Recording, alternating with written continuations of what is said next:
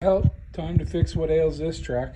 Got a couple sets of axles, k44s. That's what I want in it because it's got U-bolts. I'll show you.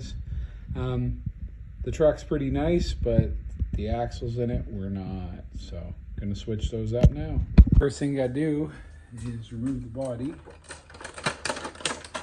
The way I got it hooked is pretty easy to deal with. I got a set of one screw and I removed the whole body. So I'll go ahead and get that off and get her flipped over here. So I bought this truck used and I fixed it up some, but it's a basket case. None of the measurements were right when they extended the frame. Bunch of little stuff. So I'm fixing it. It's got the twisted Fabco springs in it and U-bolts, not the ones with the drilled holes. Personally, if I was going to buy these, I'd leave myself open to both options. But that being said, I'm not the guy who bought these from Twisted Fabco. So I'm gonna go ahead and unhook it here, here, and around. So I'm gonna do the rear axle first. Now what I do when I switch axles and stuff is I just unhook them here. That way I can flip them. Then I don't have to mess around with the front ones. I can just take these bolts out here and slap the new axle in. It's pretty easy for me to do it that way and easy for you. Let's see if all these bolts are strapped. Well, they're a different size.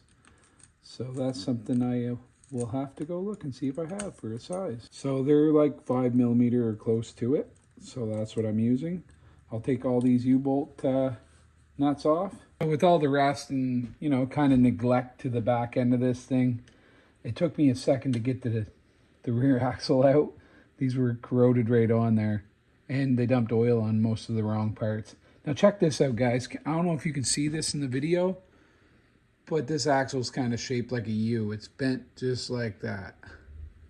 It's crazy. I don't know if you can see it, but it's very visible. I'm trying to hold it so you can see it.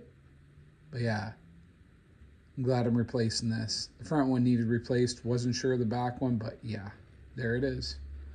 I'm gonna go ahead and slap the rear one in. So now I'm just kind of trying to line up where it was before. I'm kind of going by the corrosion marks because there's no pilot hole. So we'll see how it goes here, guys. I'm just checking. Everything's starting to look like it's in place. This one and that one, they look good, I think. So I'll tighten these up and then I'll do kind of like I'll set the body on and stick the wheels on to see if it's in place before I go any further. Got the axles all installed, left the trusty old flashlight on. There's a couple things I had to do that you wouldn't really do in a normal build. Like for the U-bolts, I had to notch the, as you can see right there, notch that on the new axle a little bit. These axles are probably the worst shape axles I've ever seen in my life. Can you imagine selling somebody something like that? It's shaped like a U, like for real. It's harder to see in the video, but there's a bad bend in it. I don't even know how you do that, guys. I really don't.